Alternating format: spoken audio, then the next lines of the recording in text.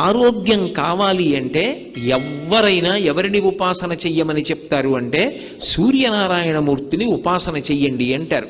ఇప్పటికీ పిల్లల దగ్గర నుంచి పెద్దల వరకు సూర్య నమస్కారాలు చేస్తారు. ఆ సూర్య నమస్కారాల్లో కేవలం 10 విధములైనటువంటి భంగిమలతో చేసే నమస్కారాలు ఉన్నాయి. అవి తేలికగా చెయ్యడానికి వీలుగా ఉంటాయి.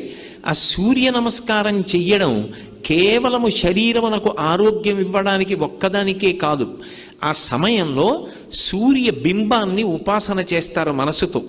ఆ ఉపాసన చేసిన కారణం చేత దృష్టి నిలబెట్టడం కూడా అలవాటు అవుతుంది. దృష్టిని కేంద్రీకరించడం, ఒక విషయాన్ని పరిశీలిస్తున్నప్పుడు, ఒక విషయాన్ని చదువుతున్నప్పుడు, ఒక విషయాన్ని వ్రాస్తున్నప్పుడు దృష్టిని దాని మీదే కేంద్రీకరించగలిగినటువంటి శక్తి దేని వలన ఉత్పన్నమవుతుంది అంటే కేవలముగా ఆ సూర్య నమస్కారముల యందు